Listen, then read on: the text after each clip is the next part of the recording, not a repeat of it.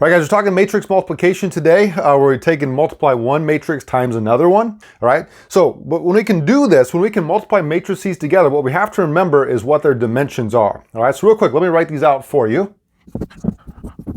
All right, so if you don't remember that, the way that you do this is you count the number of rows, that comes first, by the number of columns. So in a square matrix, like a 2 by 2, it's pretty easy to just say, hey, it's 2 by 2. You don't really have to worry about which one's which. But in a different one where they're not the same, remember the rows are the numbers of lines going horizontally. So there's 3 of those, and then there's 2 columns. Those are up and down, all right?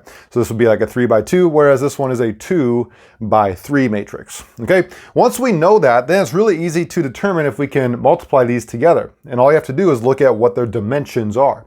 So for example, if I want to multiply A times D, over there, that's going to be a 2 by 2 matrix for A, and D is also a 2 by 2 matrix. And then if I want to multiply those together, the way that I can do this is I have to look at the 2 inside dimensions, okay, which are these.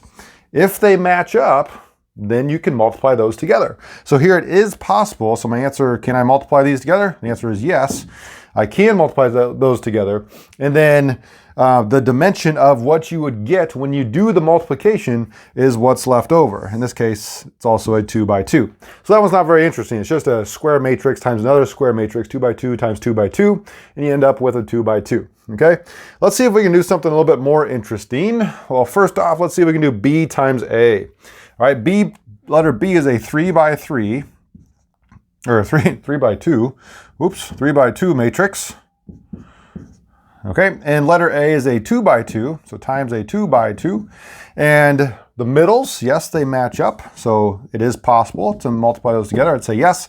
The dimension I'd be left with is a 3 by 2 matrix. Okay, so real quick, I'm going to write out the rest of these dimensions. We're going to go through them really fast and see if we can figure out if they are able to be multiplied.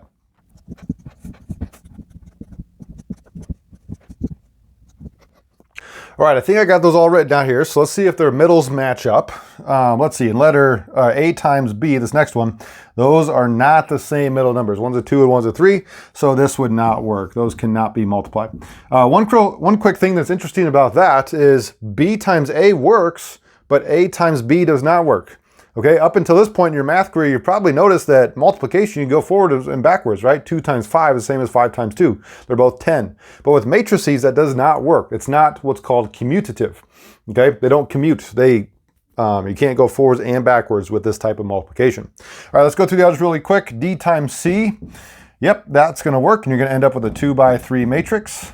Okay, so I'll say yes for that one. C times D, again, those will not work. So D times C works, C times D does not work. That is a no.